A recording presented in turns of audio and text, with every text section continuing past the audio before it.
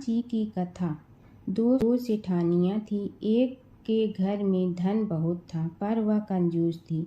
दूसरी के पास धन थोड़ा कम था पर मन से वह बहुत अमीर थी।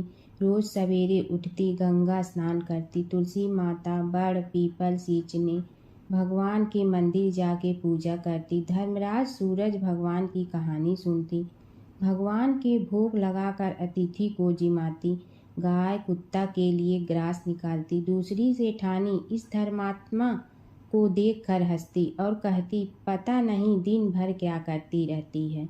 थोड़े समय बाद दोनों सेठानियों को भगवान का बुलावा आया। धर्मात्मा सेठानी के तो यमराज जी ने विमान भेजा और दूसरी को दूत मारते ही ले गया। रास्ते में सेठानी बोली, मेरे को भूख लगी है।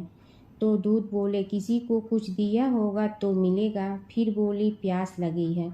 दूत बोले, किसी को पानी पिलाया तो मिलेगा। रास्ते में उसे काट चुभने लगे, गर्मी पड़ने लगी, पर दूत तो उसे घसीटे ही ले गए। अब सेठानी बहुत पछताने लगी कि सब कुछ होते हुए भी दान धर्म नहीं किया। इतने में यमराज का दरबार आया। धर्मात्मा बुढ़िया को भगवान के पास सिंहासन मिला और वह उस पर बैठी थी। उधर दूसरी सेठानी को तपते कुंड में डाल दिया। अब सेठानी यमराज से बोली, मुझे 1.25 पहर का जीवन दान दे दो, मैं वापस आकर दंड भोग लूंगी। यमराज बोले, ठीक है। सेठानी के शरीर में वापस प्राण डाल दिए। संसार में आते ही पंडितों को बुलाकर सेठानी ने धर्मराज की कथा सुनी, सब तरह से धर्म किया। इतने में समय पूरा हो गया। अब की बार विमान आया। 1.25 पहर के दान धर्म से सेठानी को स्वर्ग मिला। धर्मराज जी की परम भक्त पोपा बाई की कथा। एक गांव में एक पोपा बाई रहती थी। जब वह 5 साल की थी तभी से वह नियम से धर्मराज जी व्रत की कथा सुनती थी और व्रत करती थी। एक दिन उसने अपने भाई व भाभी से कहा कि मैं शादी नहीं करूंगी, अब मैं अपना समय भगवान की पूजा अर्चना में ही बिताना चाहती हूँ।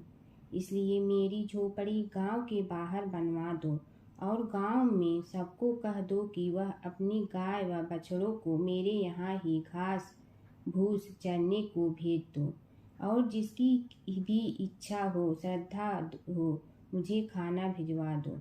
एक दिन नगर का राजा शिकार खेलने जंगल में आया और गांव के बाहर जंगल के पास बनी झोपड़ी देखकर रुक गया। झोपड़ी के पास जाकर उसने आवाज लगाई कि कौन है, लेकिन भीतर से कोई आवाज न आने पर वह लगातार दरवाजा खटखटाता रहा। तब पोपा बाई उठी और कहने लगी कि कौन हो तुम जो बार बार दरवाजा बजा रहे हो, क्यों आवाज लगा रहे हो? राजा ने कहा कि मैं यहाँ का राजा हूँ और तुम्हारे साथ विवाह करूँगा। पोपा बाई ने कहा कि जहाँ से आए हो वहीं चले जाओ, मैं किसी पराये आदमी का मुँह नहीं देखती हूँ। राजा ने पोपा बाई की एक नहीं सुनी और जबरदस्ती उठा ले गया। तब पोपा बाई ने राजा को श्राप दिया कि तुम्हारा सारा राजपाट नष्ट हो जाएगा। महल में आने पर राजा की रानियों ने सारी बात सुनकर राजा से अनुरोध किया कि पोपा बाई को वहीं वापस छोड़ आओ। राजा जब पोपा बाई को वापस झोपड़ी में छोड़ने जाने लगा तो रास्ते में पाप की नदी आई जिसमें राजा डूब गया। कुछ समय बाद पोपा बाई मृत्यु के बाद धर्मराज जी के यहाँ पहुँची और धर्मराज जी ने उन्हें स्वर्ग का राज दे दिया। एक बार एक सेठ व सेठानी मृत्यु लोक से स्वर्ग लोक आए तो उसके द्वार बंद देखकर वह धर्मराज जी से द्वार खोलने का आग्रह करते हैं। धर्मराज जी कहते हैं, इस द्वार पर पोपा बाई का राज है। इस पर सेठ सेठानी कहते हैं कि हम पोपा बाई को नहीं जानते हैं। धर्मराज जी उन दोनों की बात सुनकर कहते हैं कि तुम दोनों 7 दिन तक मृत्युलोक में रहो। 8 खोपड़ा से राई भरकर 5 कपड़े ऊपर रखकर कहानी सुनकर उद्यापन करना और कहना कि राज है। पोपा बाई लेखा लेगी राई राई का। सारे बोलो गोपा बाई की जय। माता सीता की कथा। यह कहानी सीता माता कहती थी और श्री राम इसे सुना करते थे। एक दिन श्री राम भगवान को किसी काम के लिए बाहर जाना पड़ा, तो सीता माता कहने लगी कि भगवान, मेरा तो 12 वर्ष का नित्य नियम है। अब आप बाहर जाएंगे तो मैं अपनी कहानी किसे सुनाऊंगी। श्री राम ने कहा कि तुम कुएं की पाल पर जाकर बैठ जाना और वहां जो औरतें पानी भरने आएंगी उन्हें अपनी कहानी सुना देना। सीता माता कुएं की पाल पर जाकर बैठ जाती हैं। एक स्त्री आई, उसने रेशम की जड़ी की साड़ी पहन रखी थी और सोने का घड़ा ले रखा था। सीता माता उसे देख कहती हैं कि बहन, मेरा 12 वर्ष का नित्य सुन लो। पर वह स्त्री बोली कि मैं तुम्हारा नित्य सुनूंगी तो मुझे घर जाने में देरी हो जाएगी और मेरी सास मुझसे लड़ेंगी। उसने कहानी नहीं सुनी और चली गई। उसकी रेशम जड़ी की साड़ी फट गई, सोने का घड़ा मिट्टी के घड़े में बदल गया। सास ने देखा तो पूछा कि ये किसका दोष अपने सिर लेकर आ गई है। बहू ने कहा कि कुएं पर एक औरत बैठी थी, उसने कहानी सुनने के लिए कहा, लेकिन मैंने सुनी नहीं, जिसका यह फल मिला है। बहू की बात सुनकर अगले दिन वही साड़ी और घड़ा लेकर सास कुएं की पाल पर गई। सास को वहीं माता सीता बैठी मिली, तो माता सीता ने कहा कि बहन, मेरी कहानी सुन लीजिए। सास बोली कि एक बार छोड़, मैं तो 4 बार कहानी सुन लूंगी। राम आए लक्ष्मण आए, देश के पुजारी आए, नित नेम का नेम लाए, आओ राम बैठो राम। तपी रसोई जियो राम, माखन मिश्री खाओ राम। दूध बतासा पियो राम, सूत के पलका मोठो राम। साल दुसाला पोठो राम, साल दुसाला ओढ़ो राम। जब बोलो जब राम ही राम, राम संवारे सबके काम। खाली घर भंडार भरेंगे, सबका बेड़ा पार करेंगे। श्री राम जय राम जय जय राम। सास बोली कि बहन, कहानी तो बहुत अच्छी लगी। कहानी सुनकर सास घर चली गई और उसकी साड़ी फिर से रेशम जड़ी की बन गई। मिट्टी का घड़ा फिर सोने के घड़े में बदल गया। बहू कहने लगी, सासू माँ, आपने ये सब कैसे किया। सास ने कहा कि बहू, तू दोष लगा के आई थी और मैं अब दोष उतार कर आ रही हूँ। बहू ने फिर पूछा कि वह कुएं वाली स्त्री कौन है। सास बोली कि वे सीता माता थी। वे पुराने से नया कर देती हैं, खाली घर में भंडार भर देती हैं। वह लक्ष्मी जी का वास घर में कर देती हैं।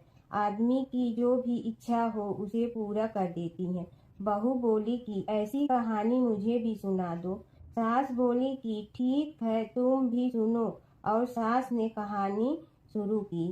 राम आए लक्ष्मण आए, देश के पुजारी आए, नित नेम का नेम लाए, आओ राम बैठो राम। तपी रसोई जियो राम, माखन मिश्री खाओ राम। दूध बतासा पियो राम, सूत के पलका मोठो राम। साल दुसाला पोठो राम, साल दुसाला ओढ़ो राम। जब बोलो जब राम ही राम, राम संवारे सबके काम। खाली घर भंडार भरेंगे, सबका बेड़ा पार करें। श्री राम जय जय राम। कहानी सुनकर बहू बोली कि कहानी तो बहुत अच्छी है। सास ने कहा कि ठीक है, इस कहानी को रोज कहा करेंगे। अब सास बहू रोज सवेरे उठती, नहाती धोती और पूजा करने के बाद नित नेम की सीता की कहानी कहती। एक दिन उनके यहाँ एक पड़ोस की औरत आई और बोली कि बहन, जरा सी आँच दे ना। तो वह बोली कि आज तो अभी हमने जलाई ही नहीं। पड़ोसन ने कहा कि तुम सुबह 4 बजे से उठकर क्या कर रही हो। फिर उन्होंने कहा कि सुबह उठकर हम पूजा करते हैं, फिर सीता माता की नित्य नेम की कहानी कहते हैं। पड़ोसन ने उसकी बात सुनकर फिर कहा कि सीता माता की कहानी कहने से तुम्हें क्या मिलता है? वे बोली कि इनकी कहानी कहने से घर में भंडार भर जाते हैं, सारे काम सिद्ध होते हैं, मन की इच्छा भी पूरी हो जाती है। पड़ोसन कहती है कि बहन, ऐसी कहानी तो मुझे भी सुना दो। फिर वह बोली कि ठीक है, तुम भी यह कहानी सुन लो। राम आए लक्ष्मण आए, देश के पुजारी आए, नित नेम का नेम लाए, आओ राम बैठो राम। सारी कहानी सुनने के बाद पड़ोसन कहने लगी, बहन कहानी तो मुझे बहुत अच्छी लगी। अब वह पड़ोसन भी नित नेम सीता माता की कहानी कहने लगी। कहानी कहने से सीता माता ने पड़ोसन के भी भंडार भर दिए। अब तो पूरे मोहल्ले में नित नेम की कथा चल पड़ी। हर किसी की मनोकामना पूरी होने लगी। हे सीता माता, जैसे आपने उनके भंडार भरे, वैसे ही आप हमारे भी भंडार भरना, सबकी भरना, कहानी सुनने वाले के भी और कहानी कहने वाले के भी। जमुना की कहानी। प्राचीन समय में एक गांव था जिसमें दो बहनें रहा करती थी। एक बहन का नाम गंगा था तो दूसरी बहन का नाम जमुना था। एक बार दोनों बहनें एक साहूकार के खेत से गुजर रही थी तो जमुना ने 13 दाने जौ के तोड़ लिए, जिसे देख गंगा बोली कि तुझे तो ग्रहण लग गया, तूने चोरी की है। इस पर जमुना बोली कि अब मेरा ग्रहण कैसे धुलेगा। गंगा ने कहा कि तुझे 12 साल तक साहूकार के यहाँ नौकरी करनी पड़ेगी, तभी तेरा पाप धुलेगा और ग्रहण से मुक्ति मिलेगी। जमुना साहूकार के यहाँ नौकरी के लिए जाती है और अपने लिए काम मांगती है। साहूकार उसे काम पर रख लेता है, लेकिन काम करने से पहले जमुना उसे कहती है कि मैं सारे काम करूंगी लेकिन 4 काम नहीं करूंगी। जूठे बर्तन नहीं मांजूंगी, झाड़ू नहीं लगाऊंगी, बिस्तर नहीं बिछाऊंगी और दिया नहीं जलाऊंगी। 12 साल के बाद कुंभ का मेला लगा तो साहूकारनी भी कुंभ नहाने जाने लगी। जमुना ने उसे जाते देख कहा कि कुंभ के मेले में मेरी बहन गंगा मिलेगी तो उसे यह सोने का टक्का दे देना, इससे वह अपने हाथों में सुंदर चूड़ियां पहन लेगी। साहूकारनी ने कुंभ के मेले में गंगा को वह सोने का टका दे दिया। गंगा ने उनसे वह टका लेते हुए कहा कि मेरी बहन को कहना कि उसके 12 वर्ष पूरे हो गए हैं, अब वह वहां वापिस आ जा। साहूकार व साहूकारनी वापिस घर आए तब जमुना मटके में पानी भर रही थी। दोनों जमुना से बोले कि हमने सोने का वह टका तेरी बहन गंगा को दे दिया था और उसने कहा है कि तेरे 12 वर्ष पूरे हो गए हैं, इसलिए अब तुम वापिस जाओ। यह समाचार सुनते ही जमुना सहस्त्र धारा में बदल गई और बहने लगी। जमुना जी का यह रूप देखकर साहूकार और साहूकारनी परेशान हो गई थी। हमारे घर में जमुना माता ने काम किया, हमें तो अब ग्रहण लग गया है, हम यह ग्रहण कैसे उतारेंगे। जमुना भागकर गंगा माता के पास चली गई।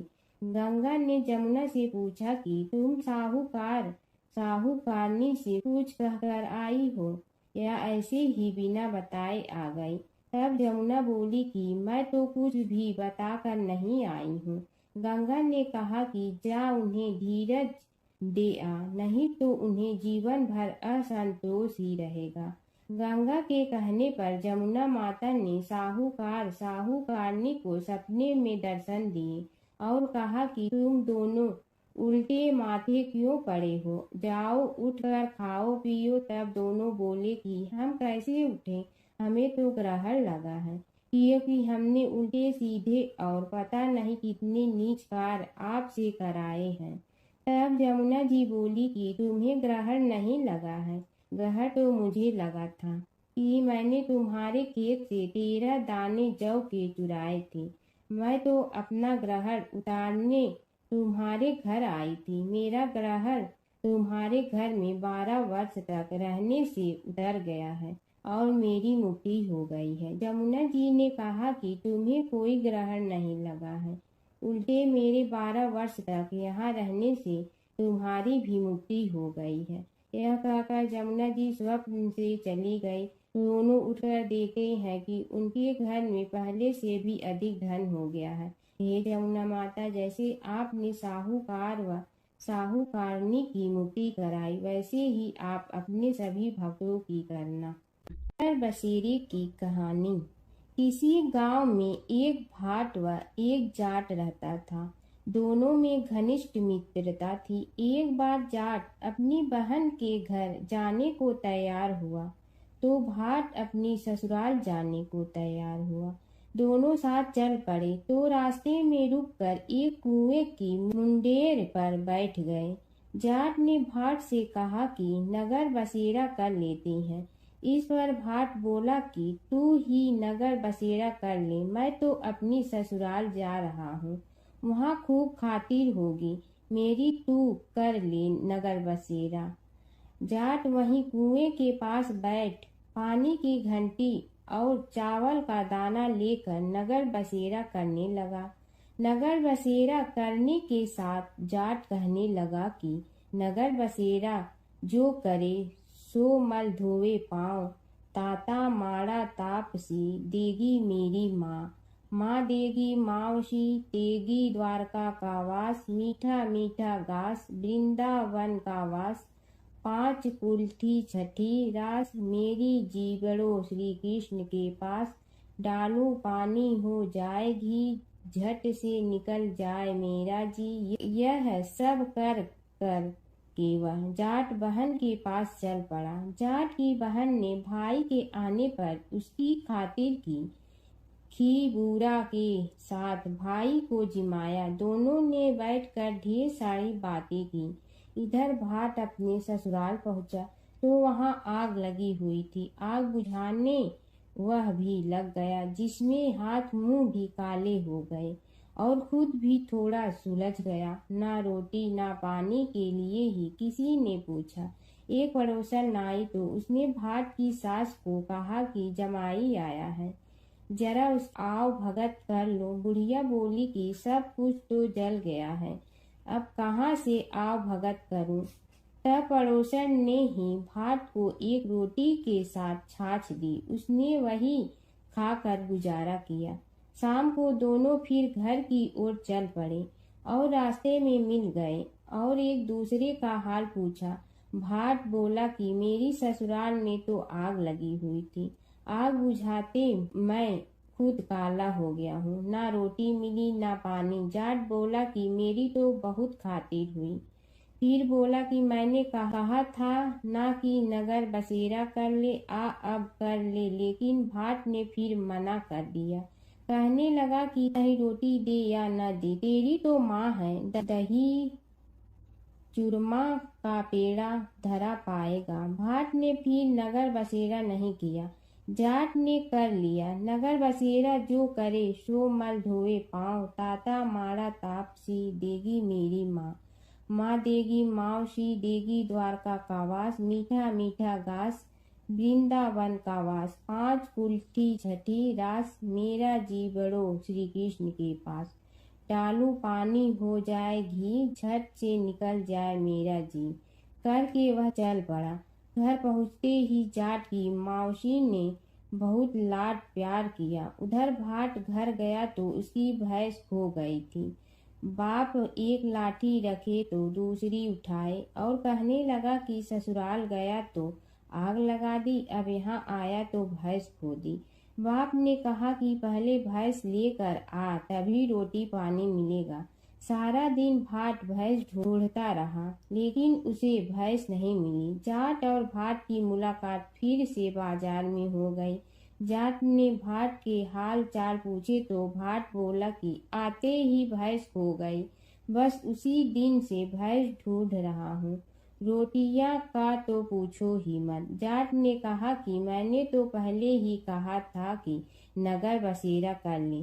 जाट की बात सुनकर भाट बोला कि तेरे नगर बसेरे में इतनी ताकत है तो चल अब कर लेते हैं। दोनों ने बैठकर नगर बसेरा किया। नगर बसेरा जो करे सो मल धोवे पाँव, ताता माड़ा तापसी देगी मेरी माँ, माँ देगी मावशी देगी द्वारका का वास, मीठा मीठा घास वन का वास। 5 कुल की छठी रास, मेरा जीवड़ो श्री कृष्ण के पास। डालू पानी हो जाए घी, झट से निकल जाए मेरा जी। दोनों के नगर बसेरा करने पर भाट जैसे ही आगे बढ़ा तो उसकी खोई भैंस मिल गई, जिसे लेकर घर पहुंचा। घर पहुंचते ही माँ ने कहा कि लड़के को आते ही घर से निकाल दिया, सारे दिन से ये भूखा प्यासा भटक रहा है। यह कहकर उसकी माँ ने उसको खूब खिलाया पिलाया। इस घटना के बाद सारे नगर में ढिंढोरा पिटवा गया कि तब कोई अपने पीहर या सास से आते जाते नगर बसेरा करें। जैसे भाट को नगर बसेरा करने का फल मिला, वैसे ही हर किसी को मिले। गणेश और बुढ़िया माई की कथा। एक बुढ़िया थी, वह बहुत ही गरीब और दृष्टिहीन थी। उसके एक बेटा और बहू थे। वह बुढ़िया सदैव गणेश जी की पूजा किया करती थी। एक दिन गणेश जी प्रकट होकर उस बुढ़िया से बोले, बुढ़िया माँ, तू जो चाहे सो मांग ले। बुढ़िया बोली, मुझे तो मांगना नहीं आता, कैसे और क्या मांगूं? तब गणेश जी बोले, अपने बहू बेटे से पूछ कर मांग ले। तब बुढ़िया ने अपने बेटे से कहा, गणेश जी कहते हैं तू कुछ मांग ले, बता मैं क्या मांगूं? पुत्र ने कहा, माँ तू धन मांग ले।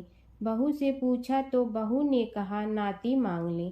तब बुढ़िया ने सोचा कि ये तो अपने अपने मतलब की बात कर रहे हैं। अतः उस बुढ़िया ने पड़ोसन से पूछा तो उन्होंने कहा, बुढ़िया तू तो थोड़े दिन जियोगी, क्यों तू धन मांगो और क्यों नाती मांगे? तू तो अपनी आँखों की रोशनी मांग ले, जिससे तेरी जिंदगी आराम से कट जाए। इस पर बुढ़िया बोली, यदि आप प्रसन्न है तो मुझे 9 करोड़ की माया दे, निरोगी काया दे, अमर सुहाग दे, आँखों की रोशनी दे, नाती दे, पोता दे और सब परिवार को सुख दे और अंत में मोक्ष दे। यह सुनकर तब गणेश जी बोले, बुढ़िया माँ, तुमने तो हमें ठग लिया। फिर भी जो तूने मांगा है वचन के अनुसार सब तुझे मिलेगा। और यह कहकर गणेश जी अंतर ध्यान हो गए। उधर बुढ़िया माँ ने जो कुछ मांगा वह सब कुछ मिल गया। हे गणेश जी महाराज, जैसे तुमने उस बुढ़िया माँ को सब कुछ दिया वैसे ही सबको देना। बुढ़िया माई को मुक्ति दी। तुलसी माता की कथा।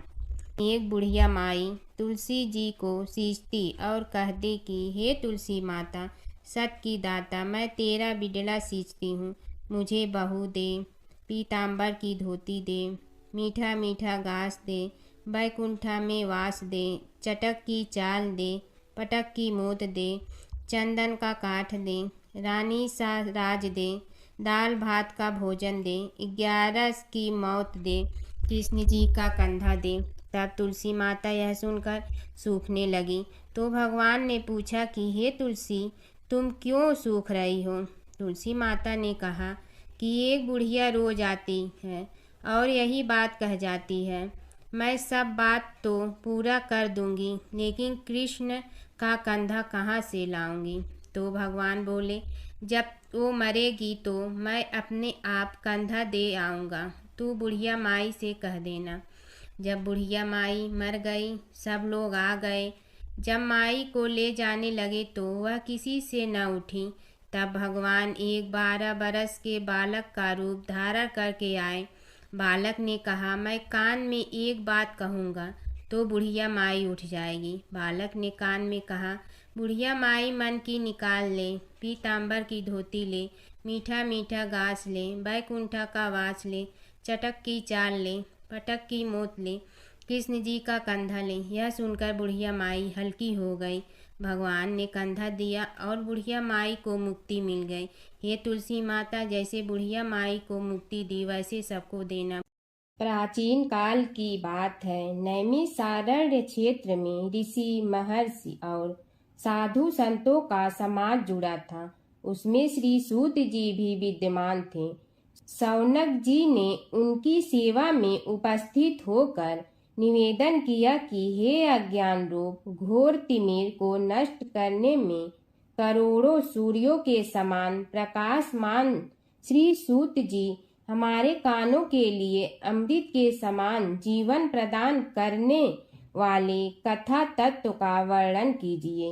हे सूत जी, हमारे हृदयों में ज्ञान के प्रकाश की वृद्धि तथा भक्ति, वैराग्य और विवेक की उत्पत्ति जिस कथा से हो सकती हो, वह हमारे प्रति कहने की कृपा कीजिए। शौनक जी की जिज्ञासा से सूत जी बड़े प्रसन्न हुए। पुरातन इतिहासों के स्मरण से उनका शरीर पुलकायमान हो रहा था। वे कुछ देर उसी स्थिति में विराजमान रहकर कुछ विचार करते रहे और अंत में बोले, शौनक जी, इस विषय में आपके चित्त में बड़ी जिज्ञासा है। आप धन्य हैं जो सदैव ज्ञान की प्राप्ति में तत्पर रहते हुए विभिन्न पुराण कथाओं की जिज्ञासा रखते हैं। आज मैं आपको ज्ञान के परम स्रोत रूप श्री गणेश जी का जन्म कर्म रूप चरित्र सुनाऊंगा। गणेश जी से ही सभी ज्ञानों, सभी विद्याओं का उद्भव हुआ है। अब आप सावधान चित्त से विराजमान हो। श्री गणेश जी के ध्यान और नमस्कार पूर्वक उनका चरित्र श्रवण करें। नमस्तस्मै गणेशाय ब्रह्मा विद्या प्रदायिनी यनागस्त्यसमः साक्षात विघ्न सागर सोसड़े। कैसे हैं वे श्री गणेश जो सभी प्रकार की ब्रह्म विद्याओं को प्रदान करने वाले, अर्थात ब्रह्मा के सगुण और निर्गुण स्वरूप पर प्रकाश डालने और जीव ब्रह्मा का अभेद प्रतिपादन करने वाली विद्याओं के दाता हैं। वे विघ्नों के समुद्रों को महर्षि अगस्त के समान शोषण करने में समर्थ हैं। इसलिए उनका नाम विघ्न सागर शोषक के नाम से प्रसिद्ध है। मैं उन भगवान श्री गणेश जी को नमस्कार करता हूँ। प्रथम पूजा के अधिकारी श्री गणेश जी, यह कहकर सूत जी कुछ समय के लिए मौन हो गए और फिर बोले, शौनक जी, भगवान गणेश जी ही सर्वप्रथम पूजा प्राप्ति के अधिकारी हैं। किसी भी देवता की पूजा करो, पहले उनकी पूजा करो। शौनक जी ने निवेदन किया, हे भगवान, हे सूत, सर्वप्रथम यह बताने की कृपा कीजिए कि गणेश जी को प्रथम पूजा का अधिकार किस प्रकार प्राप्त हुआ। इस विषय में मेरी बुद्धि मोह को प्राप्त हो रही है कि सृष्टि रचयिता ब्रह्मा जी, पालन करता भगवान नारायण और संहार करता शिव जी में से किसी को प्रथम पूजा का अधिकारी क्यों नहीं माना गया। यह त्रिदेव ही तो सबसे बड़ा देवता माने जाते हैं। सूत जी ने कहा, शौनक जी, यह भी एक रहस्य ही है। देखो, अधिकार मांगने से नहीं मिलता, इसके लिए योग्यता होनी चाहिए। संसार में अनेकों देवी देवताएं पूजे जाते हैं। पहले जो जिसका इष्ट देव होता है वह उसी की पूजा किया करता है। इससे बड़े देवताओं के महत्व में कमी आने की आशंका उत्पन्न हो गई। इस कारण देवताओं में परस्पर विवाद होने लगा। वे उसका निर्णय प्राप्त करने के लिए शिव जी के पास पहुँचे और प्रणाम करके पूछने लगे, प्रभु, हम सब में प्रथम पूजा का अधिकारी कौन है। शिव जी सोचने लगे कि किसे प्रथम पूजा का अधिकारी माने। तभी उन्हें एक युक्ति सूझी। बोले, देवगण, इसका निपटारा बातों से नहीं तथ्यों से होगा।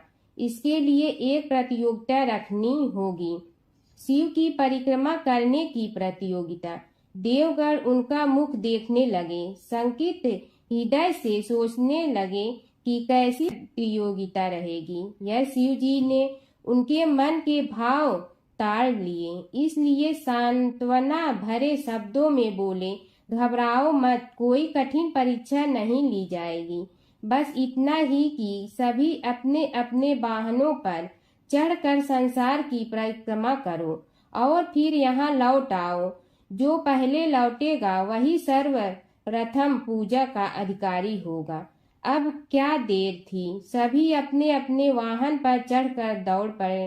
किसी का वाहन गजराज था तो किसी का सिंह, किसी का भैंसा तो किसी का मृग, किसी का हंस तो किसी का उल्लू, किसी का अश्व तो किसी का श्वान। अभिप्राय यह है कि वाहनों को विविधता के दर्शन उस समय जितने भले प्रकार से हो सकते थे उतने अन्य समय में नहीं। सबसे गया बीता वाहन गणेश जी का था मूषक, उससे चूहा भी कहते हैं। ऐसे वाहन के बल भरोसे इस प्रतियोगिता में सफल होना तो क्या, सम्मिलित होना भी हास्यास्पद है। गणेश जी ने सोचा, छोड़ो, क्या होगा प्रतियोगिता में भाग लेने से, हम तो यहाँ बैठे रह कर ही तमाशा देखेंगे। वे बहुत देर तक विचार करते रहे। अंत में उन्हें एक युक्ति सूझी। शिव जी स्वयं ही जगदाता हैं, यह संसार उन्हीं का प्रतिबिंब है, तब क्यों न इन्हीं की परिक्रमा कर ली जाए। इनकी परिक्रमा करने से ही संसार की परिक्रमा हो जाएगी। ऐसा निश्चय कर उन्होंने मूषक पर चढ़कर शिव जी की परिक्रमा की और उनके समक्ष जा पहुँचे।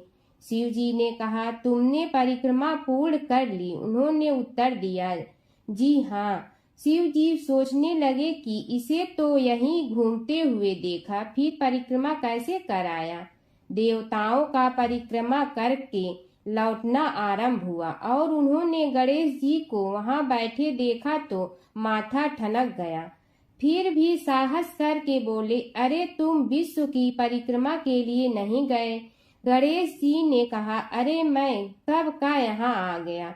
देवता बोले, तुम्हें तो कहीं भी नहीं देखा। गणेश जी ने उत्तर दिया, देखते कहाँ से, समस्त संसार शिव जी में विद्यमान है। इनकी परिक्रमा करने से ही संसार की परिक्रमा पूर्ण हो गई। सूत जी बोले, शौनक, इस प्रकार गणेश जी ने अपनी बुद्धि के बल पर ही विजय प्राप्त कर ली। उनका कथन सत्य था, इसलिए कोई विरोध करता भी तो कैसे। बस उसी दिन से गणेश जी की प्रथम पूजा होने लगी। सूत जी बोले, हे शौनक जी, यह एक तथ्य है कि गणेश जी ही उसके पात्र हैं। वे बड़े देवता का भी कार्य सिद्धि में विघ्न उपस्थित होने पर उन विघ्न राज का आश्रय न लिया हो। हे शौनक, वे देव भी बड़े दयालु हैं। नाम तो शिव जी का ही आशुतोष है, किंतु वे सर्वात्मा और सर्वरक्षक प्रभु तो शिव जी की अपेक्षा भी शीघ्र ही प्रकट हो जाते हैं। उनका भक्त कभी किसी संकट में नहीं पड़ता। यदि प्रारब्ध वशात कभी किसी विपत्ति में पड़ भी जाता है तो गणेश्वर की उपासना करने पर उनके अनुग्रह से उनके समस्त दुख दूर होकर परम सुख की प्राप्ति होती है। शौनक ने कहा, हे सूत जी, हे महाभाग, हे प्रभु, मैं गणेश जी के विभिन्न चरित्रों का अध्ययन करना चाहता हूँ, तो मुझे बताइए कि किस ग्रंथ का अवलोकन करूँ। हे दयामय, आपको तो उनके समस्त चरित्र विदित है कि यदि आप ही उन्हें सुनाने की कृपा करें तो मेरा अत्यधिक उपकार होगा। सूत जी बोले, हे शौनक भगवान, गणेश्वर के इतने चरित्र हैं कि उन सब का कथन इस जीवा से संभव नहीं, क्योंकि प्रभु अनंत, प्रभु चरित्र अनंता वाली बात समस्त विद्वान ऋषि मुनि कहते हैं। फिर भी गणेश जी प्रथम पूजा के अधिकारी होने के कारण समस्त देव चरित्रों में जुड़े हुए हैं, इसलिए उनका प्रभाव भी सर्वाधिक व्यापक है। हे मुने, हे शौनक, वे भगवान सर्व समर्थ हैं। वे सभी का तिरस्कार करने में समर्थ हैं, किंतु उनका तिरस्कार कोई भी नहीं कर सकता। यह त्रिलोक्य उन्हीं भगवान के संकेत पर नित्य करता है। इसकी समस्त क्रियाएं उन्हीं की इच्छा पर आश्रित हैं। हे शौनक भगवान, गणेश्वर स्वयं कहते हैं, शिवे विष्णु च शक्तौ च सूर्ये मयि निराधिप यो भेद बुद्धि योग स सम्य योगो मतो मम। हे नरेश्वर, हे वरेण्य, शिव, विष्णु, शक्ति, सूर्य और मुझ गणेश में जो अभेद बुद्धि योग है, मेरे मत में वही सम्यक योग है। इससे यह भी सिद्ध है कि समस्त देवता उन्हीं के स्वरूप हैं। वे ही भगवान विभिन्न कार्य रूपों के अनुसार अपना भिन्न भिन्न नाम रखते हैं। हे मुनि श्रेष्ठ, उन सब देवताओं के चरित्र भी उन्हीं गणराज के चरित्र हैं। यद्यपि सब चरित्र एक ही ग्रंथ में मिलने में संभव नहीं है, फिर भी गणेश्वर के अनेकों प्रमुख चरित्रों का वर्णन गणेश पुराण में हुआ है। राजा सोमकांत का वृत्तांत कथन। शौनक जी ने पूछा, हे प्रभु, गणेश पुराण का आरंभ किस प्रकार हुआ, यह मुझे बताने की कृपा करें। इस पर सूत जी ने कहने लगे, हे शौनक, यद्यपि गणेश पुराण है तो बहुत प्राचीन, क्योंकि भगवान गणेश्वर तो आदि हैं। न जाने कब से गणेश जी अपने उपासकों पर कृपा करते चले आ रहे हैं। उनके अनंत चरित्र हैं, जिनका संग्रह एक महापुराण का रूप ले सकता है। उसे एक बार भगवान नारायण ने नारद जी को और भगवान ने शंकर और जगन जननी पार्वती जी को सुनाया था। बाद में वही पुराण संक्षेप रूप में ब्रह्मा जी ने महर्षि वेद व्यास को सुनाया और फिर व्यास जी ने महर्षि भृगु को सुनाया। भृगु ने कृपा करके सौराष्ट्र के एक राजा सोमकांत को सुनाया था।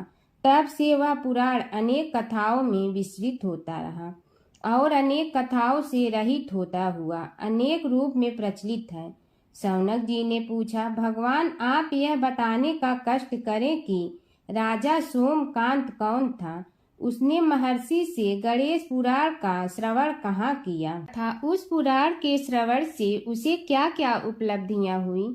हे नाथ, मुझे श्री गणेश्वर की कथा के प्रति उत्कंठा बढ़ती ही जा रही है। सूत जी बोले, हे शौनक, सौराष्ट्र के देवनगर नाम की एक प्रसिद्ध राजधानी थी। वहाँ का राजा सोमकांत था।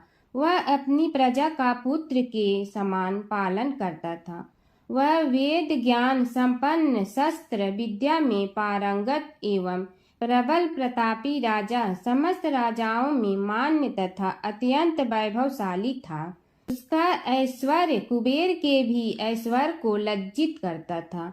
उसने अपने पराक्रम से अनेकों देश जीत लिए थे। उसकी पत्नी अत्यंत रूपवती, गुणवती, धर्माज्ञा एवं पतिव्रत धर्म का पालन करने वाली थी। वह सदैव अपने प्राणनाथ की सेवा में लगी रहती थी। उसका नाम सुधर्मा था। जैसे वह प्रतिव्रता थी, वैसे ही राजा भी एक पत्नी व्रता का पालन करने लगा। उसके हेमकांत नामक एक सुंदर पुत्र था। वह भी सभी विद्याओं का ज्ञाता और अस्त्र शस्त्रादि के अभ्यास में निपुण हो गया था। यह सभी श्रेष्ठ लक्षणों से संपन्न सद्गुणी एवं प्रजा जनों के हितों का अत्यंत पोषक था।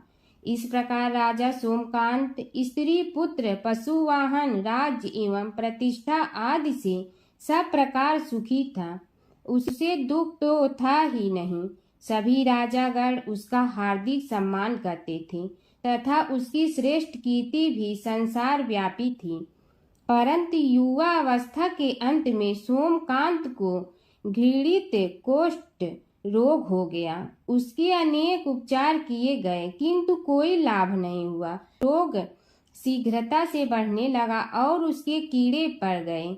जब रोग की अधिक वृद्धि होने लगी और उसका कोई उपाय न हो सका, तो राजा ने मंत्रियों को बुलाकर कहा, सुव्रतो, जाने किस कारण यह रोग मुझे पीड़ित कर रहा है। अवश्य ही यह किसी पूर्व जन्म के पाप का फल होगा। इसलिए मैं अब अपना समस्त राजपाट छोड़कर वन में रहूंगा। मेरे पुत्र हेमकांत को मेरे समान मानकर राज्य शासन का धर्म पूर्वक संचालन कराते रहें। यह कहकर राजा ने शुभ दिन दिखवाकर अपने पुत्र हेमकांत को राज्य पद पर अभिषेक किया और अपनी पत्नी सुधर्मा के साथ निर्जन वन की ओर चल दिया। प्रजापालक राजा के वियोग में समस्त प्रजा जन अश्रु बहाते हुए उनके साथ चले गए।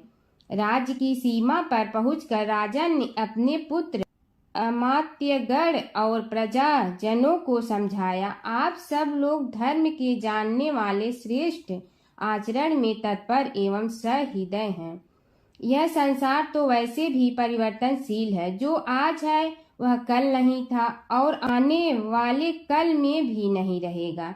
इसलिए मेरे जाने से दुख का कोई कारण नहीं है। मेरे स्थान पर मेरा पुत्र सभी कार्यों को करेगा, इसलिए आप सब उसके अनुशासन में रहते हुए उसे सदैव सम्मान करते रहें।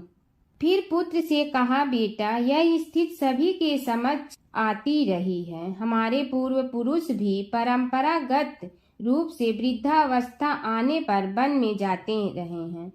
मैं कुछ समय पहले ही वन में जा रहा हूँ, तो कुछ पहले या पीछे जाने में कोई अंतर नहीं पड़ता। यदि कुछ वर्ष बाद जाऊं तब भी मोह का त्याग करना ही होगा।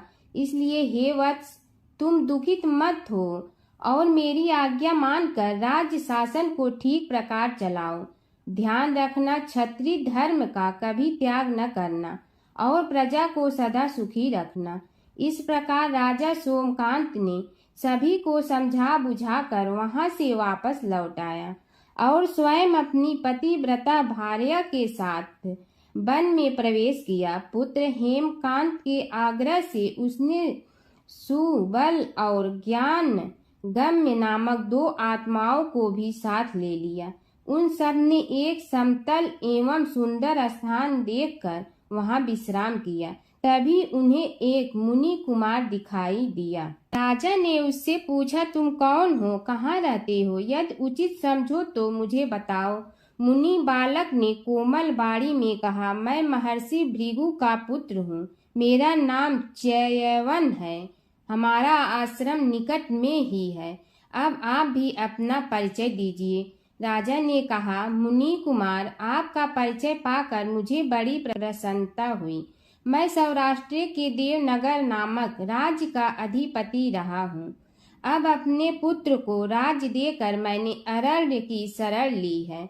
मुझे कुष्ठ रोग अत्यंत पीड़ित किए हुए हैं। उसकी निवृत्ति का कोई उपाय करने वाला हो तो कृपा कर मुझे बताइए। मुनि कुमार ने कहा, मैं अपने पिताजी से अपना वृतांत कहता हूँ, फिर वे जैसा कहेंगे आपको बताऊंगा। यह कहकर मुनि बालक चला गया और कुछ देर में ही आकर बोला, राजन, मैंने आपका वृतांत अपने पिताजी को बताया। उनकी आज्ञा हुई है कि आप सब मेरे साथ आश्रम में चलकर उनसे भेंट करें, तभी आपके रोग के विषय में भी विचार किया जाएगा। राजा सोमकांत के पूर्व जन्म का वृत्तांत भृगु द्वारा वर्णन। राजा अपनी पत्नी और अमात्यों के सहित च्यवन के साथ साथ भृगु आश्रम में जा पहुंचा और उन्हें प्रणाम कर बोला, हे भगवान, हे महर्षि, मैं आपकी शरण हूँ। आप मुझ कुष्ठी पर कृपा कीजिए। महर्षि बोले, राजन, यह तुम्हारे किसी पूर्व जन्म कृत पाप का ही उदय हो गया है। इसका उपाय मैं विचार करके बताऊंगा। आज तो तुम सब स्नान आज से निवृत्त होकर रात्रि विश्राम करो। महर्षि की आज्ञा अनुसार सबने स्नान भोजन आदि के उपरांत रात्रि व्यतीत की और प्रातः काल स्नान आदि नित्य कर्मों से निवृत्त होकर महर्षि की सेवा में उपस्थित हुए। महर्षि ने कहा, राजन, मैंने तुम्हारे पूर्व जन्म का वृतांत जान लिया हूँ और यह भी विदित कर लिया है कि किस पाप के फल से तुम्हें इस रोग की प्राप्ति हुई है। यदि तुम चाहो तो उसे सुना दूं। राजा ने हाथ जोड़कर निवेदन किया, बड़ी कृपा होगी मुनिनाथ, मैं उसे सुनने के लिए उत्कंठित हूँ। महर्षि ने कहा, तुम पूर्व जन्म में एक धनवान वैश्य के लाडले पुत्र थे। वह वैश्य विंध्याचल के निकट कौलहार नामक ग्राम में निवास करता था। उसकी पत्नी का नाम सुलोचना था। तुम उसी वैश्य दंपत के पुत्र हुए। तुम्हारा नाम कामद था। तुम्हारा लालन पालन बड़े लाड चाव से हुआ। उन्होंने तुम्हारा विवाह एक अत्यंत सुंदरी वैश्य कन्या से कर दिया था, जिसका नाम कुटुम्बिनी था। यद्यप तुम्हारी भार्या सुशीला थी और तुम्हें सदैव धर्म में निरत देखना चाहती थी, किंतु तुम्हारा स्वभाव वासनांध होने के कारण दिन प्रतिदिन उज्जवल होता जा रहा था। किंतु माता पिता भी धार्मिक थे, इसलिए उनके सामने तुम्हारी उज्ज्वलता दबी रही। परंतु माता पिता की मृत्यु के बाद तुम निरंकुश हो गए और अपनी पत्नी की बात भी नहीं मानते थे। तुम्हें अनाचार में प्रवृत्त देखकर उसे दुख होता था, तो भी उसका कुछ बस न चलता था। तुम्हारी उन्मत्तता चरम सीमा पर थी। अपनों से भी द्वेष और क्रूरता का व्यवहार किया करते थे, हत्या आदि कराते थे। तुम्हारे लिए सामान्य बात हो गई। पीड़ित व्यक्तियों ने तुम्हारे विरुद्ध राजा से पुकार की, अभियोग चला और तुम्हें राज्य की सीमा से भी बाहर चले जाने का आदेश हुआ। तब तुम घर छोड़कर किसी निर्जन वन में रहने लगे। उस समय तुम्हारा कार्य लोगों को लूटना और हत्या करना ही रह गया। एक दिन मध्याह्न काल था। गुणवर्धक नामक एक विद्वान ब्राह्मण उधर से निकला। बेचारा अपनी पत्नी को लिवाने के लिए ससुराल जा रहा था। तुमने उस ब्राह्मण युवक को पकड़कर लूट लिया। प्रतिरोध करने पर उसे मारने लगे तो वह चित्कार करने लगा, मुझे मत मार, मत मार, देख मेरा दूसरा विवाह हुआ है, मैं पत्नी को लेने के लिए जा रहा हूँ। किंतु तुम तो क्रोधवश में ऐसे लीन हो रहे थे कि तुमने उसकी बात सुनकर भी नहीं सुनी। जब उसे मारने लगे तो उसने श्राप दे दिया, अरे हत्यारे, मेरी हत्या के पाप से तो सहस्त्र कल्प तक घोर नरक भोगोगे। तुमने उसकी कोई चिंता न की और सिर काट लिया। राजन, तुमने ऐसी ऐसी एक नहीं बल्कि अनेक निरीह हत्याएं की थी, जिनकी गणना करना भी पाप है। इस प्रकार इस जन्म में तुमने घोर पाप कर्म किए थे, किंतु बुढ़ापा आने पर जब अशक्त हो गए तब तुम्हारे साथ जो क्रूर कर्मा थे वे भी किनारा कर गए। उन्होंने सोच लिया कि अब तो इसे खिलाना भी पड़ेगा, इसलिए मरने दो यहीं। अमोघ प्रभाव गणेश उपासना का कथन। राजन, अब तुम निरालंब थे, चल फिर तो सकते ही नहीं थे। भूख से पीड़ित रहने के कारण रोगों ने भी घेर लिया।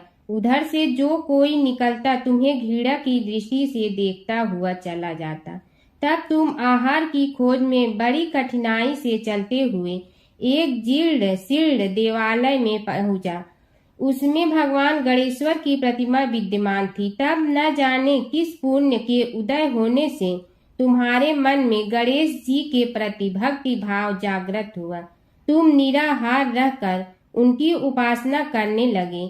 उससे तुम्हें सब कुछ मिला और रोग भी कम हुआ। राजन, तुमने अपने साथियों की दृष्टि बचाकर बहुत सा धन एक स्थान पर गाड़ दिया था। अब तुमने उस धन को उसे देवालय के जीर्णोद्धार में लगाने का निश्चय किया। शिल्पी बुलाकर उस मंदिर को सुंदर और भव्य बनवा दिया। इस कारण कुख्याति सुख्याति में बदलने लगी। फिर यथा समय तुम्हारी मृत्यु हुई। यमदूतों ने पकड़कर तुम्हें यमराज के समक्ष उपस्थित किया।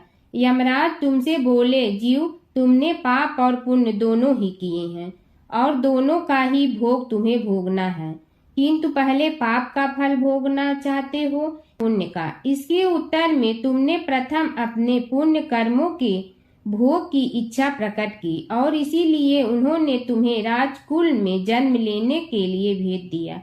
पूर्व जन्म में तुमने भगवान गणाध्यक्ष का सुंदर एवं भव्य मंदिर बनवाया था, इसलिए तुम्हें सुंदर देह की प्राप्ति हुई।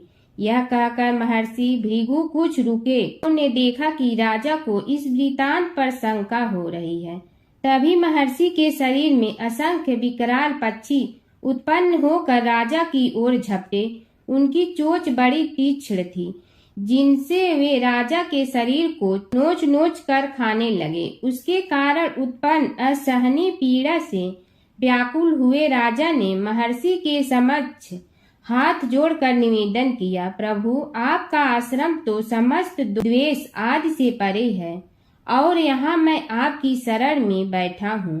तब यह पक्षी मुझे आकर ही क्यों पीड़ित कर रहे हैं? हे मुनिनाथ, इनसे मेरी रक्षा कीजिए।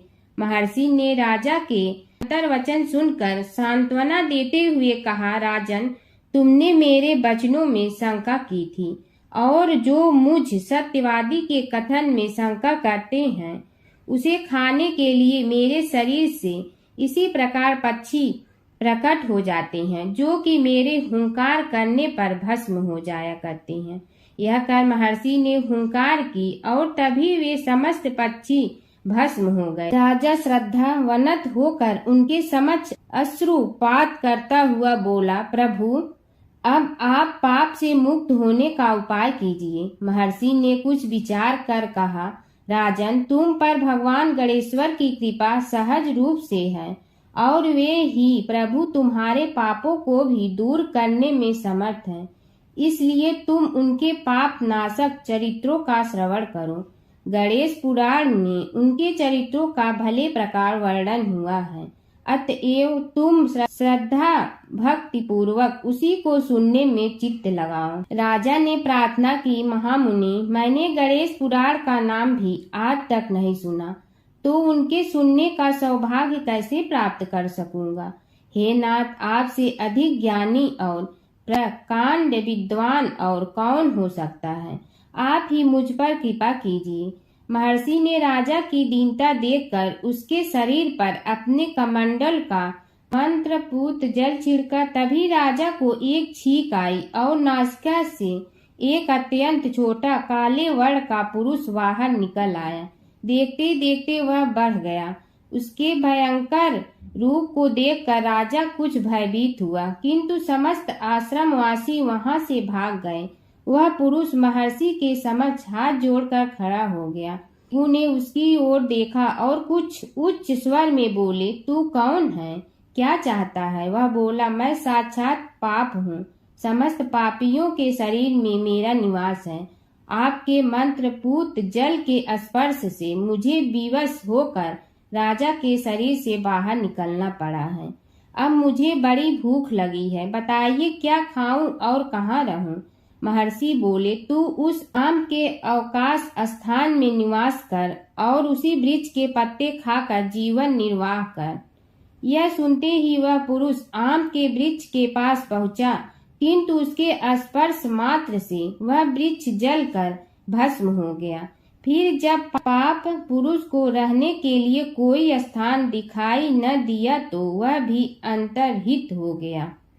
एक समय की बात है, एक भाई बहन रहते थे। बहन का नियम था कि वह अपने भाई का चेहरा देखते ही खाना खाती थी। हर रोज वह सुबह उठती थी और जल्दी जल्दी सारा काम करके अपने भाई का मुंह देखने के लिए उसके घर जाती थी। एक दिन रास्ते में एक पीपल के नीचे गणेश जी की मूर्ति रखी थी। उसने भगवान के सामने हाथ जोड़कर कहा कि मेरे जैसा अमर सुहाग और मेरे जैसा अमर पीहर सबको दीजिए। यह कहकर वह आगे बढ़ जाती है। जंगल के झाड़ियों के कांटे उसके पैरों में चुभा करते थे। एक दिन भाई के घर पहुंची और भाई का मुंह देखकर बैठ गई तो भाभी ने पूछा, पैरों में क्या हो गया है? यह सुनकर उसने भाभी को जवाब दिया कि रास्ते में जंगल के झाड़ियों के गिरे हुए कांटे पांव में चुभ गए हैं। जब वह वापस अपने घर आ जाए तब भाभी ने अपने पति से कहा कि रास्ते को साफ करवा दो, आपकी बहन के पांव में बहुत सारे कांटा चुभ गए हैं। भाई ने तब कुल्हाड़ी लेकर सारी झाड़ियों को काटकर रास्ता साफ कर दिया, जिससे गणेश जी का स्थान भी वहां से हट गया। यह देखकर भगवान गुस्सा हो गए और उसके भाई के प्राण हर लिए। लोग अंतिम संस्कार के लिए जब भाई को ले जा रहे थे तब उसकी भाभी रोते हुए लोगों से कही, थोड़ी देर रुक जाओ, उसकी बहन आने वाली है। वह अपने भाई का मुंह देखे बिना नहीं रह सकती है, उसका यह नियम है। तब लोगों ने कहा, आज तो देख लेगी पर कल कैसे देखेगी? रोज दिन की तरह बहन अपने भाई का मुंह देखने के लिए जंगल में निकली। तब जंगल में उसने देखा कि सारा रास्ता साफ किया हुआ है। जब वह आगे बढ़ी तो उसने देखा कि सिद्ध विनायक को भी वहां से हटा दिया गया है। तब उसने जाने से पहले गणेश जी को एक अच्छे स्थान पर रखकर उन्हें स्थान दिया और हाथ जोड़कर बोली, भगवान, मेरे जैसा अमर सुहाग और मेरे जैसा अमर पीहर सबको देना। और फिर बोलकर आगे निकल गई। भगवान सोचने लगे, अगर इसकी नहीं सुनी तो हमें कौन मानेगा, हमें कौन पूजेगा। तब सिद्ध विनायक ने उसे आवाज दी, बेटी, इस खेजड़ी की 7 पत्तियां लेकर जा और उसे कच्चे दूध में धोकर भाई के ऊपर छींटा मार देना, वह उठकर बैठ जाएगा। यह सुनकर जब पीछे मुड़ी तो वहां कोई नहीं था। फिर वह यह सोचने लगी कि ठीक है, जैसा सुना वैसा कर लेती हूँ। फिर वह 7 खेजड़ी की पत्तियां लेकर अपने भाई के घर पहुंची। उसने देखा वहां कई लोग बैठे हुए हैं। भाभी बैठी रो रही है और भाई की लाश रखी है। तब उसने पत्तियों को बताए हुए नियम के तहत भाई के ऊपर इस्तेमाल किया। तब भाई उठकर बैठ गया। भाई बोला बहन से, मुझे बहुत ही गहरी नींद आ गई थी। तब बहन बोली, यह नींद किसी दुश्मन को भी न आए। और उसने सारी बात अपने भाई को बता दी। एक समय की बात है कि विष्णु भगवान का विवाह लक्ष्मी जी के साथ निश्चित हो गया। विवाह की तैयारी होने लगी। सभी देवताओं को निमंत्रण भेजे गए, परंतु गणेश जी को निमंत्रण नहीं दिया। कारण जो भी रहा हो, अब भगवान विष्णु की बारात जाने का समय आ गया। सभी देवता अपनी पत्नियों के साथ विवाह समारोह में आए। उन सब ने देखा कि गणेश जी कहीं दिखाई नहीं दे रहे हैं। तब वे आपस में चर्चा करने लगे कि क्या गणेश जी को कोई न्योता नहीं दिया है या स्वयं गणेश जी ही नहीं आए हैं। सभी को इस बात पर आश्चर्य होने लगा। तभी सब ने विचार किया कि विष्णु भगवान से ही इसका कारण पूछा जाए। विष्णु भगवान से पूछने पर उन्होंने कहा कि हमने गणेश जी के पिता भोलेनाथ महादेव को न्योता भेजा है। यदि गणेश जी अपने पिता के साथ आना चाहते हैं तो आ जाते, अलग से न्योता देने की कोई आवश्यकता भी नहीं थी। दूसरी बात यह है कि उनको 1.25 मन मूंग, 1.25 मन चावल, 1.25 मन घी और 1.25 मन लड्डू का भोजन दिन भर में चाहिए। यदि गणेश जी नहीं आएंगे तो कोई बात नहीं, दूसरे के घर जाकर इतना सारा खाना पीना अच्छा भी नहीं लगता। इतनी वार्ता कर ही रहे थे कि किसी एक ने सुझाव दिया, यदि गणेश जी आ भी जाए तो उनके द्वारपाल बनाकर बैठा देंगे कि आप घर की याद रखना। आप तो चूहे पर बैठकर धीरे धीरे चलोगे तो बारात से बहुत पीछे रह जाओगे। यह सुझाव भी सबको पसंद आ गया तो विष्णु भगवान ने भी अपनी सहमति दे दी। होना क्या था कि इतने में गणेश जी वहां आ पहुंचे और उन्हें समझा बुझा कर घर की रखवाली करने बैठा दिया गया। बारात चल रही थी। तब नारद जी ने देखा कि गणेश जी तो दरवाजे पर ही बैठे हुए हैं, तो वे गणेश जी के पास गए और रुकने का कारण पूछा। गणेश जी कहने लगे कि विष्णु भगवान ने मेरा बहुत अपमान किया है। नारद जी ने कहने लगे कि अपनी मूसक देना को आगे भेज दे तो वह रास्ता खोद देगी, जिससे उनके वाहन धरती में धंस जाएंगे। तब आपको सम्मान पूर्वक बुलाना पड़ेगा। अब तो गणेश जी ने अपनी मूसक सेना जल्दी से आगे भेज दी और सेना ने जमीन पोली कर दी। जब बारात वहां से निकली तो रथों के पहिए धरती में धंस गए। लाख कोशिश करे परंतु पहिए नहीं निकले। सभी ने अपने अपने उपाय किए परंतु पहिए तो नहीं निकले, बल्कि जगह जगह से टूट गए। किसी की समझ में नहीं आ रहा था कि अब क्या किया जाए। तब तो नारद जी ने कहा, आप लोगों ने गणेश जी का अपमान करके अच्छा नहीं किया। यदि उन्हें मना कर लाया जाए तो आपका कार्य सिद्ध हो सकता है और यह संकट टल सकता है। शंकर भगवान ने अपने दूत नंदी को भेजा और वे गणेश जी को लेकर आए। गणेश जी का आदर सम्मान के साथ पूजन किया। तब कहीं रथ के पहिए निकले। अब रथ के पहिए निकल के परंतु टूट फूट गए तो उन्हें सुधारे गए। पास के खेत में खाती काम कर रहा था, उसे बुलाया गया। खाती अपना कार्य करने के पहले श्री गणेशाय नमः कहकर गणेश जी की वंदना मन ही मन करने लगा। देखते ही देखते खाती ने सभी पहियों को ठीक कर दिया।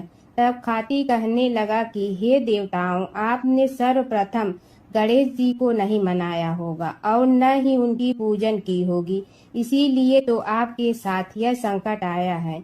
हम तो मूर्ख अज्ञानी हैं, फिर भी पहले गणेश जी को पूजते हैं, उनका ध्यान करते हैं। आप लोग तो देवतागण हैं, फिर भी आप गणेश जी को कैसे भूल गए? अब आप लोग भगवान श्री गणेश जी की जय बोल कर जाएं तो आपके सब काम बन जाएंगे और संकट कट जाएंगे। ऐसा कहते हुए बारात वहां से चल दी और विष्णु भगवान को लक्ष्मी जी के साथ विवाह संपन्न करा के सभी सकुशल घर लौट आए। हे गणेश जी महाराज, आपने विष्णु को जैसे कारज सारियो ऐसे कारज सबको सिद्ध कर जो। बोलो गजानन भगवान की जय। हर व्रत कथा के साथ पढ़ी और सुनी जाने वाली लपसी तपसी की यह कहानी। एक लपसी था, एक तपसी था। तपसी हमेशा भगवान की तपस्या में लीन रहता था। लपसी रोजाना सवा सेर की लपसी बनाकर भगवान का भोग लगाकर जीम लेता था। एक दिन दोनों लड़ने लगे। तपसी बोला, मैं रोज भगवान की तपस्या करता हूँ, इसलिए मैं बड़ा हूँ। लपसी बोला, मैं रोज भगवान को सवा सेर लपसी का भोग लगाता हूँ, इसलिए मैं बड़ा हूँ। नारद जी वहाँ से गुजर रहे थे। दोनों को लड़ता देखकर उनसे पूछा कि तुम क्यों लड़ रहे हो? तपसी ने खुद के बड़ा होने का कारण बताया और लपसी ने अपना कारण बताया। नारद जी बोले, तुम्हारा फैसला मैं करूँगा। दूसरे दिन लपसी और तपसी नहाकर अपनी रोज की भक्ति करने आए तो नारद जी ने छुपकर 1.25 करोड़ की एक एक अंगूठी उन दोनों के आगे रख दी। तपसी की नज़र उस अंगूठी पर पड़ी जो उसने चुपचाप अंगूठी उठाकर अपने नीचे दबा ली। तब लपसी की नज़र अंगूठी पर पड़ी, लेकिन उसने ध्यान नहीं दिया। भगवान को भोग लगाकर लपसी खाना खाने लगा। नारद जी सामने आए तो दोनों ने पूछा कि कौन बड़ा, तो नारद जी ने तपसी से खड़ा होने को कहा। वो खड़ा हुआ तो उसने नीचे दबी अंगूठी दिखाई पड़ी। नारद जी ने लपसी से कहा, तपस्या करने के बाद भी तुम्हारी चोरी करने की आदत नहीं गई, इसलिए लपसी बड़ा है और तुम्हें तुम्हारी तपस्या का कोई फल भी नहीं मिलेगा। तपसी शर्मिंदा होकर माफ़ी मांगने लगा। उसने नारद जी से पूछा, मुझे मेरी तपस्या का फल कैसे मिलेगा? नारद जी ने कहा, यदि कोई गाय और कुत्ते की रोटी नहीं बनाएगा तो फल तुम्हें मिलेगा।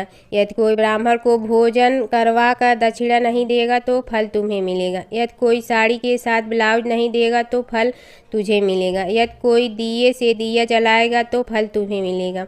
यदि कोई सारी कहानी सुने लेकिन तुम्हारी कहानी नहीं सुने तो फल तुझे मिलेगा। उसी दिन से हर व्रत कथा कहानी के साथ लपसी तपसी की कहानी भी सुनी और कही जाती है। ओम जय जगदीश हरे स्वामी, जय जगदीश हरे। भक्त जनों के संकट क्षण में दूर करे। ओम जय जगदीश हरे। जो ध्यावे फल पावे, दुख बिन दे मन का। सुख संपत्ति घर आवे, कष्ट मिटे तन का। ओम जय जगदीश हरे। मात पिता तुम मेरे, शरण कहूँ किसकी। तुम विनय और न दूजा, आस करूँ जिसकी। ओम जय जगदीश हरे। तुम पूर्ण परमात्मा, तुम अंतर्यामी। पार ब्रह्म परमेश्वर, तुम सबके स्वामी। ओम जय जगदीश हरे। तुम बिंदा के सागर, तुम पालन करता। मैं मूर्ख कल काम, कृपा करो भरता। ओम जय जगदीश हरे। तुम हो ये कय गोचर, सबके प्राणपति।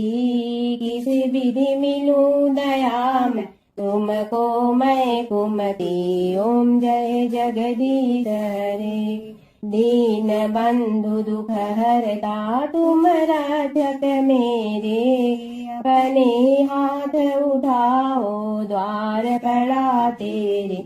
ओम जय जगदीश हरे। विषय विकार मिटा पाप हरो देवा, श्रद्धा भक्ति बढ़ाओ संतन की सेवा। ओम जय जगदीश हरे।